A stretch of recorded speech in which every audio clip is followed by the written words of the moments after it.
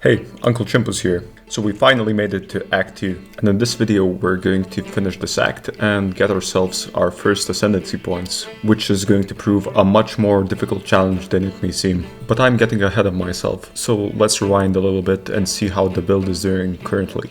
I did not mention it at the time, but at the end of Act 1 we added 2 uniques to our roster, those being the Oaksworn and Briarpatch. Oaksworn increases our regeneration, making our survivability quite a bit better, and it's more of a quality of life item that lets me to regenerate and clear mobs faster. And Briarpatch is a very strong unique item that increases our thorn critical rate by a flat number of 25%, which is probably the highest in the whole game.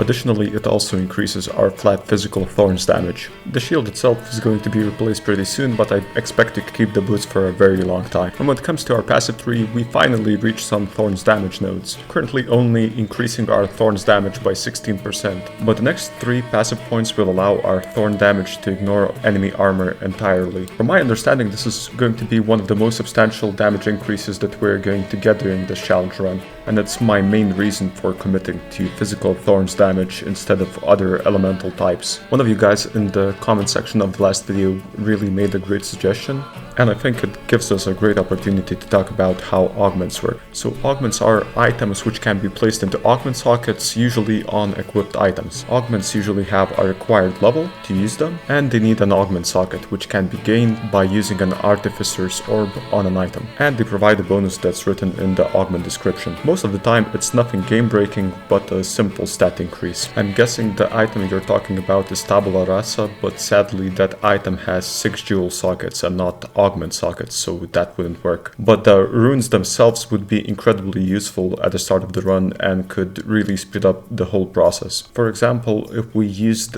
an item like Grey Make, which would allow us to socket 4 of those runes. But as you rightfully pointed out, this is solo self-found mode and I have no access to that item currently. And even though the runes themselves are easier to come by, I don't think elemental damage is going to be that useful to us, as we don't have many ways of reliably scaling it. And I did not do any testing, but from what I understand, the elemental thorns damage does not benefit from the fact that we ignore enemy armor, making it in my eyes a much weaker option altogether. So I hope that clarifies the reasoning behind some of my choices. As you saw in the background footage, we defeated the first 2 bosses of the second act, and with that we unlocked the gambling shop, which is going to prove incredibly useful to us. If you didn't know, the gambling shop allows us to buy random items of a set category that we choose, for example maces, shields or belts. And according to the vendor we buy the items from, they have a set maximum item level. And I probably can guess that it's confusing at this point, but the item level defines what modifiers can appear on an item. The higher the item level, the higher tier of the modifiers that you can get on it. As the first act gambling shop had a very low item level, it did not have many useful modifiers for us. That's why I did not use it much during the first act, so I yapped about all of this just to say that out of all of the items that we can buy, we're specifically going to focus on belts, as they provide a flat increase to our thorns damage. Also, I'd like to mention that flat thorns damage is also provided by body armor, but we're specifically not going to choose that because of the ascendancy that we're going to pick. But before we even think about getting our ascendancy, which is basically a class upgrade, we need to defeat the 3rd boss of the act. Alrighty, so we started the 3rd boss. I guess this is going to be a lot of standing around, as it always is. The boss itself is not that powerful. It should go down pretty easily. Yeah, and it has a lot of those fast attacks that shoot a lot of projectiles, so this should be pretty easy. Alright, the fight has taken somewhere around a minute and a half and we're basically going at record speed. Let's see if she drops anything good.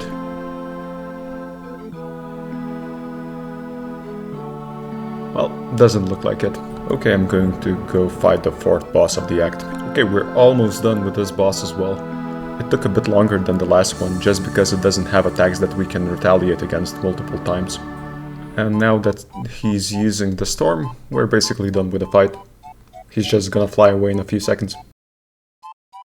And away he goes. Alright, I finally found it. Okay, this is now our 5th boss of the act, and we came here to fight her to get an additional skill book, which will give us 2 additional passive points. Okay, just like last time, this has proven to be one of the most difficult fights of the entire act. Just look at my health flasks. I'm almost empty.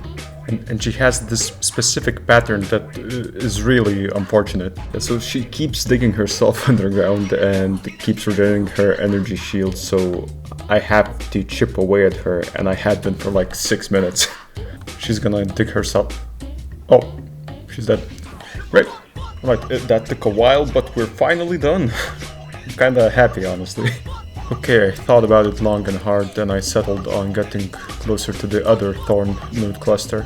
We're also going to pick up some defensive nodes on the way as well, which will allow our armor to defend us from elemental damage as well as physical. And when we get to the cluster, we'll pick up some offensive nodes that increase our thorns damage, and also some nodes that allow for thorns damage scaling based on the armor value of our body armor. But now, let's make our way to the Trials of Sekhemas.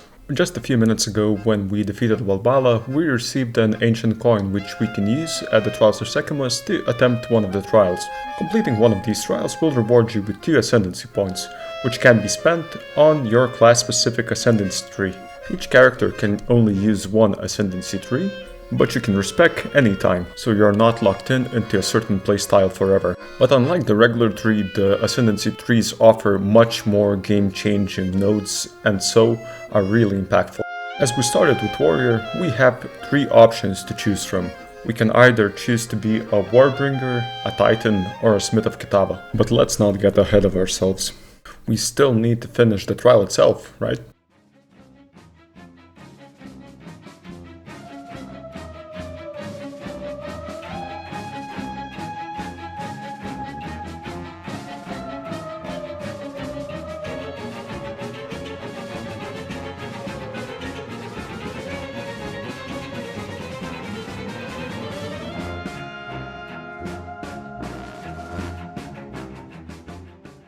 Do you see that honor bar at the bottom of the screen? Yeah, that thing measures how much damage I've taken during the trial. And all of our damage consists of thorns, meaning we constantly take damage if we need to fight enemies. And if that bar reaches 0, I have to restart the trial. And that's not even the worst part. So let me get you up to speed on how the Trials of Sekhemas work. We used the ancient coin at the runic altar to start the run, and we have a selection of relics that we can add, which give beneficial effects during the run, but sadly none of my relics have honor resistance modifiers, which could be pretty useful in this case. The run starts with the random room type. There's a guaranteed boss fight at the end, but the other 7 rooms are either Gauntlet, Chalice, Ritual, Hourglass, or Escape rooms. And out of all of these rooms, the easiest for us are of course Escape, Gauntlet, and Hourglass rooms, as combat is not necessary for their completion. Then there's the Chalice room, which is basically a guaranteed loss of 200 or 300 honor points. As in this room, we have to defeat several rare enemies. And last and definitely worst, we have the Ritual room. In this room type, we have to defeat some caster enemies which continuously spawn minions. As they never target you directly, this is basically a death sentence. You're not able to retaliate against them with thorns.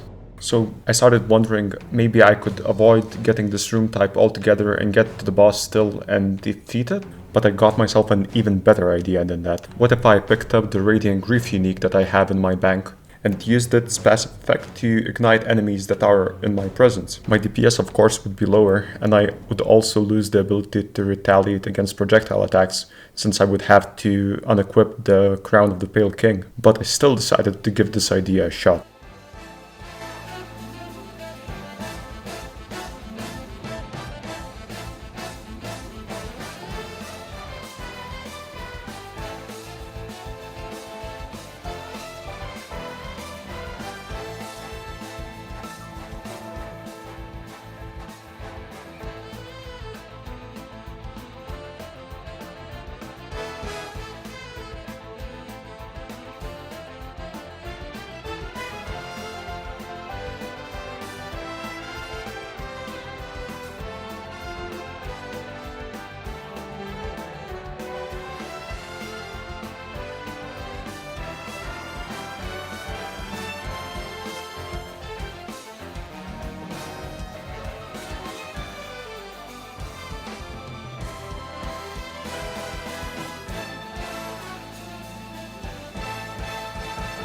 Alright, this took 40 minutes, but we're finally at the last boss. So even though we incurred some honor damage throughout the run, I think we have a good shot at defeating him.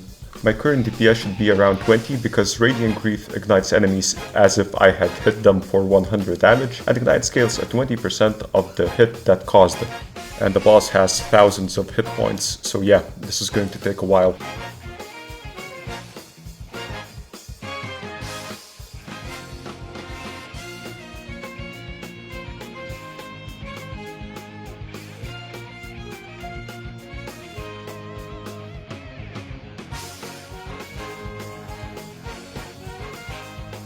This is taking forever, so I think I'm just going to switch over to the Crown of the Pale King when it gets lower.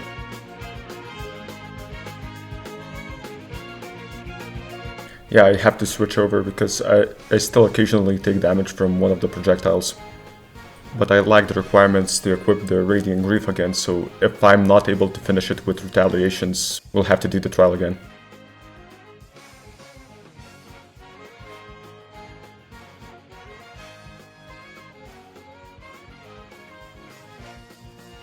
God damn it, we were so close. I don't think we'll be able to defeat him now. We have 15 honor left. Yeah, this is over. I can't equip the Radiant Grief again.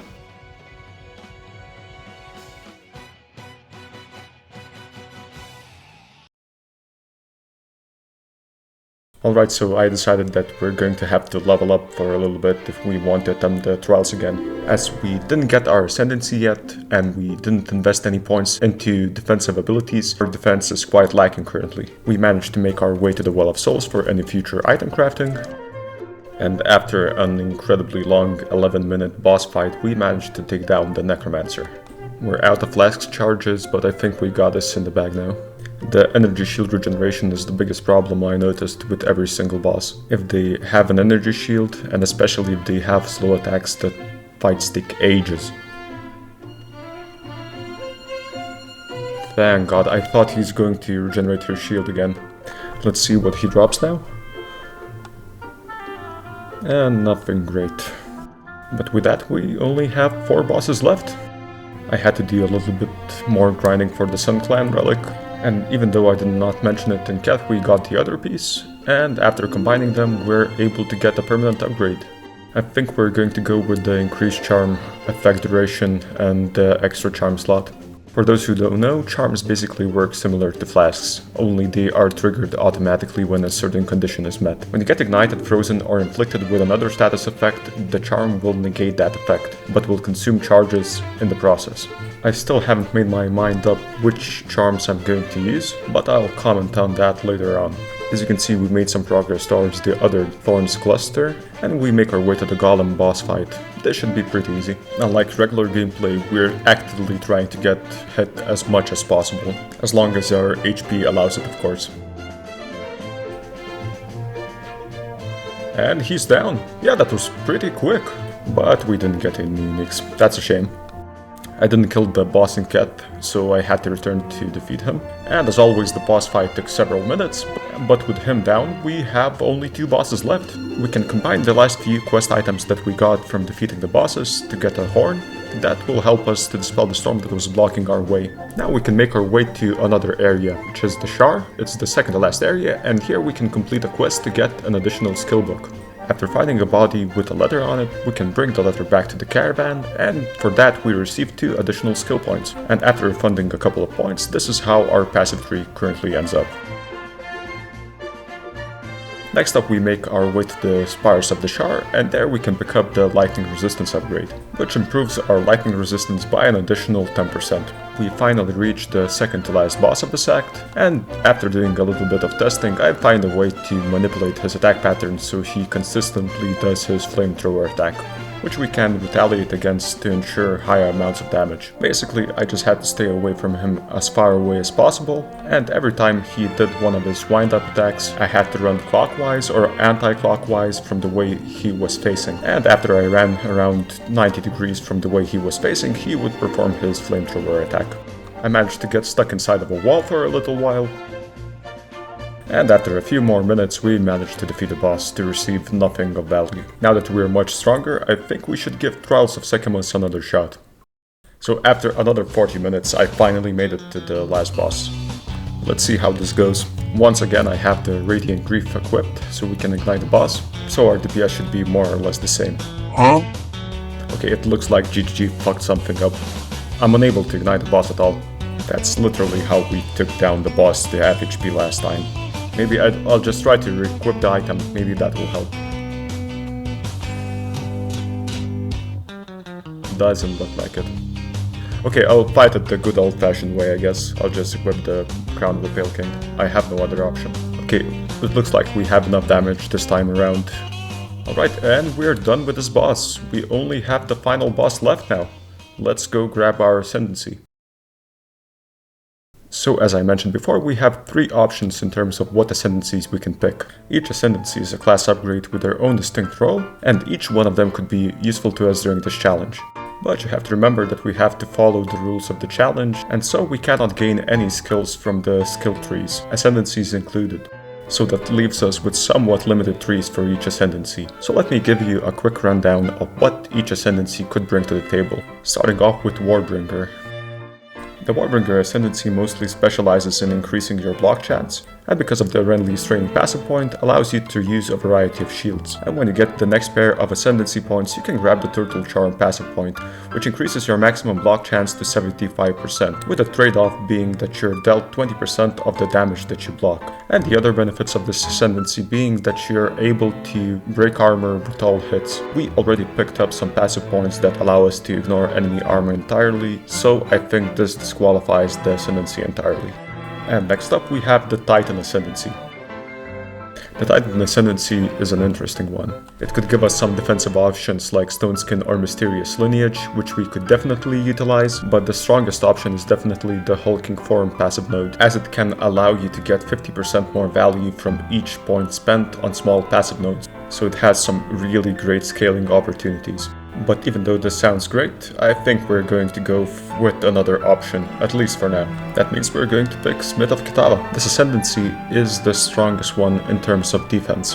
It forces you to use normal body armor, but as a trade-off you get to choose what benefits the armor gives you. And there's a variety of defensive options, ranging from increased elemental resistances to maximum life increases to life regeneration increases, and in addition each point spent increases our armor by 200. And when we get our second set of Ascendancy points, we can grab a passive node that allows us to get cold and lightning resistance based on our fire resistance at a 50% reduced value.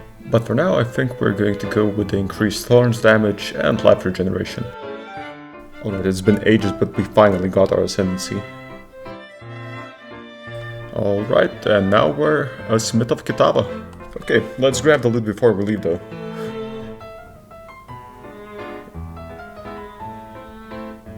Okay, that was disappointing. Okay, I got myself a body armor with 3 augment slots. Let's fill them in. Okay, I think I'm going to go with body runes as I have 12 of them. And each socketed rune will increase our life by 40. So that's a total of 120 life. Right, let's go fight the final boss of the act.